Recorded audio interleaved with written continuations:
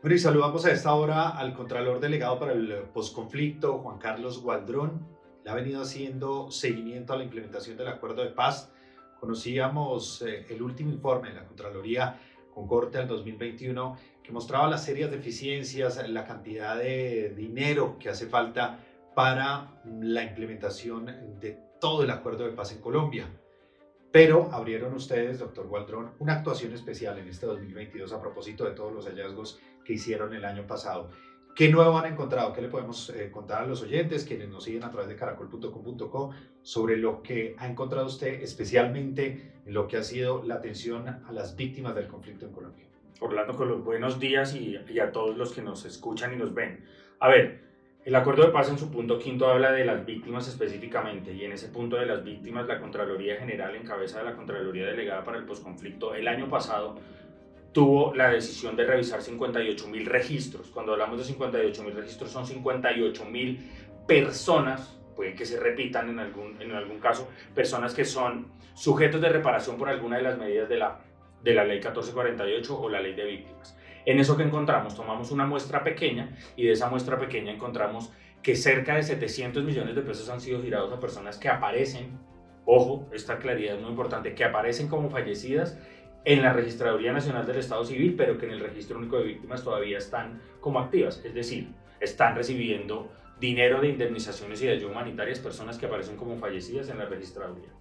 Pero además también encontramos serias deficiencias en ese registro único de víctimas, en la responsabilidad que tiene la unidad de víctimas de hacer la revisión de ese registro único de víctimas, porque encontramos que, por ejemplo, la cédula que corresponde a su nombre aparece a nombre de otra persona, o se cambian los números de la persona, falta un número, está equivocado, o cosas como esas. Sobre todo en el entendido de que desde 2011 a la fecha la unidad de víctimas ha hecho inversiones por cerca de 320.000 millones de pesos en sistemas de información, lo que aspiraría esta Contraloría, y por supuesto para ponerle la cara a la ciudadanía, es que los sistemas estuvieran absolutamente robustos y perfectos y no se presentaran eso.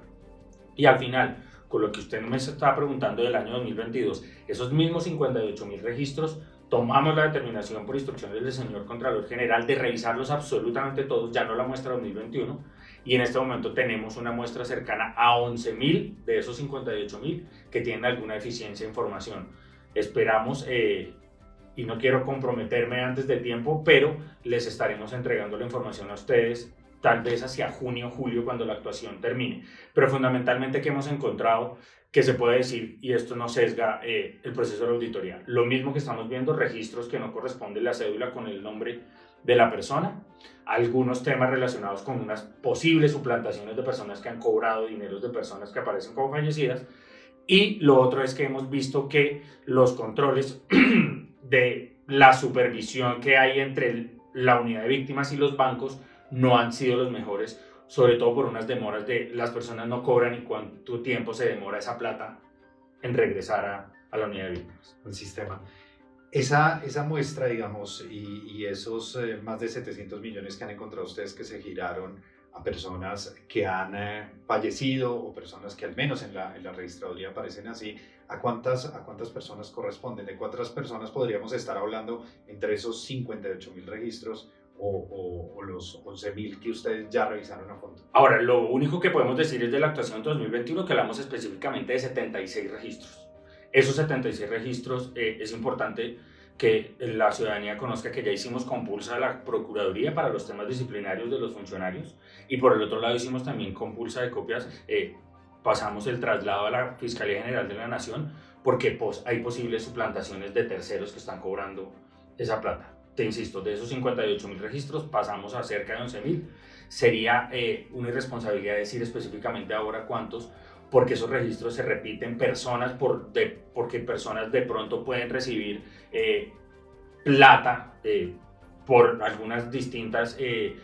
medidas de reparación, o puede ser grupos familiares, así que no sería responsable decir en este momento nada de eso. Pero pues sí, lo que le podemos contar entonces a la audiencia es que sí han detectado entonces irregularidades, no solamente de información, sino de personas entonces que han suplantado a otras o posiblemente han incluso usurpado esa identidad de personas que fallecieron y ya no tendrían por qué recibir el beneficio. Sí, señor, exactamente. En estos nuevos hallazgos, digamos, esta actuación especial que han adelantado, encontramos, o encontró la Contraloría más bien, algunas quejas sobre algo que viene ocurriendo con un operador particular que tendría irregularidades también en la atención a las víctimas. ¿De quién se trata y qué han encontrado hasta el momento, Contralor? A ver, nosotros en un ejercicio, y estas son bondades del control preventivo y concomitante de este nuevo control fiscal que hay en el país a partir de 2019, hemos venido haciendo un seguimiento permanente y dentro del seguimiento permanente al recurso público, que vemos el recurso público como una cuenta bancaria, como la puede ver cualquier ciudadano, hemos recibido quejas, algunas denuncias y quejas, algunas de manera anónima y algunas de manera directa, que llegan a nuestros correos electrónicos o nos las entregan y también en algunos eventos las hemos recibido sobre el operador logístico. Es un contrato de cerca de 8.000 millones de pesos. Voy a abstenerme de decir el nombre del operador por todo lo que se refiere al debido proceso, pero sí se han encontrado algunas quejas relacionadas, por ejemplo, que los hoteles en donde se hospedan, pues cuando estábamos en los momentos más difíciles de la pandemia, juntaban a dos personas en una misma habitación, dos personas que no se conocían y digamos eso en términos de salubridad y de medidas de seguridad en ese momento, cuando estaba la pandemia, los momentos más difíciles son complicados. La última vez también hay unas quejas relacionadas con un evento que se realizó en la ciudad de Cali, en donde el salón era demasiado pequeño para albergar cerca de 70 personas por los temas de distanciamiento social, pero también hay inconvenientes con los temas de los pagos de los tiquetes a las personas y otras denuncias muy relacionadas específicamente con ese operador logístico, que es el que entendemos hace los eventos de la Mesa Nacional de Víctimas pagada a través de la Unidad de Víctimas. Esas denuncias incluían además unos temas y usted me corrige si no es cierto, de cumplimiento del contrato que incluían, por ejemplo, los dineros para desplazamientos, algunos recursos que no se le estaban entregando oportunamente y que no se le han dado oportunamente a las víctimas. ¿Qué pasa con ese caso? Las víctimas, las personas miembros de la Mesa Nacional y otras nos han hecho llegar las denuncias relacionadas en que para los viajes, pues las víctimas deben tener un dinero para poderse trasladar o los tiquetes aéreos y se les han venido presentando demoras con una dificultad adicional. Las víctimas, como siempre lo hemos mencionado, son las personas más pobres y vulnerables, es decir, una persona que hace parte de la Mesa Nacional de Víctimas, que hace su ejercicio democrático de participar con mucha seguridad, es el único trabajo que tiene y es un trabajo que lo hacen ad honorem y tienen que tener una ayuda y para eso es el contrato de logística de la Unidad de Víctimas, para poder llegar a las distintas ciudades en donde se hacen los ejercicios territoriales. ¿Y por qué los ejercicios territoriales? Porque las víctimas siempre han pedido que el territorio es absolutamente importante. No es lo mismo pensar en una victimización en los llanos orientales que lo que sucedió, por ejemplo, en la costa Caribe, solo como para contextualizar a los oyentes. Contralor, en medio de esta vigilancia especial que ustedes han adelantado, ¿cuál es el panorama de reparación de víctimas en Colombia? Se tiene que hay alrededor de 1 millón de víctimas, pero sigue creciendo el número además de personas que se inscriben en la base de datos, sigue creciendo el número de víctimas a este ritmo. ¿Cuándo va a terminar Colombia de reparar al total de personas que han sido vulneradas en medio del conflicto armado en Colombia? A ver, nosotros desde la Contraloría General, y vuelvo a insistir, es gracias a la posibilidad del control preventivo y concomitante que hemos dicho. Primero, el Gobierno Nacional en el año 2011, con un registro único de víctimas de 3.3 millones de personas inscritas, calculó cerca de 72 billones, 90 billones de pesos para la reparación integral, es decir, todas las medidas de la Ley 1448. Hoy tenemos un registro único de víctimas con 9.3 millones de personas inscritas. Eso pues triplica la primera cifra. Por otro lado, hemos dicho que el gobierno ha hecho esfuerzos superiores a lo calculado en esos documentos COMPES. El gobierno nacional hace inversiones cercanas a 16 billones de pesos anuales, lo que corresponde a cerca de 135 billones que han invertido desde 2011 a la fecha. Pero el documento COMPES de la extensión de la Ley 1448, que se fue de 2021 a 2031, está calculando cerca de 142 billones de pesos. Esta Contraloría General ha dicho que no, que esos cálculos deben revisarse y ha conminado al Gobierno Nacional, además también la Corte Constitucional a través de sus autos de seguimiento a la sentencia T025 lo ha dicho, que los cálculos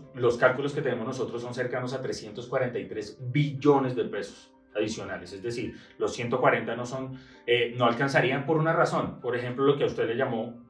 la atención de las cifras. En los temas de indemnización, a este ritmo de las indemnizaciones anuales se puede llegar a cumplir la indemnización de todas las personas sujetas de reparación de esa medida, cerca de 60 años. Eso implica que nosotros desde la Contraloría y también como miembros de la Comisión de Monitoreo y Seguimiento de la Ley de Víctimas junto con Procuraduría y Defensoría y otras víctimas, representantes de víctimas del orden nacional, hemos dicho que se le requiere al gobierno nacional unos cálculos mucho más juiciosos. Esto desde 2011 ha venido sucediendo. Contralor, finalmente, ¿qué más le podemos contar a los oyentes? ¿Qué otra advertencia o recomendación están haciendo ustedes al gobierno nacional para la efectiva reparación de las víctimas y dar cumplimiento a este punto del acuerdo de paz en Colombia? Nosotros desde la Contraloría General, y de nuevo insistiendo en que el control preventivo concomitante nos lo permite, hemos siempre dicho que se hace absolutamente necesario que se pueda hacer un costeo detallado de cada una de las personas que están en el registro único de víctimas para saber cuánto vale. Un poco el ejercicio que hemos hecho nosotros desde la Contraloría es tomar el sujeto de reparación X de número de cédula 1234, vemos cuál fue su hecho generador del desplazamiento y ver cuáles son las medidas que le aplican. Entonces comenzamos a hacer la multiplicación de el valor de la medida al día de hoy, advirtiendo que puede haber cambios en ese valor de las medidas si alguna decisión judicial lo dice, por ejemplo, si la Corte Constitucional toma alguna determinación en algún auto o si el gobierno toma alguna determinación. Esos son cerca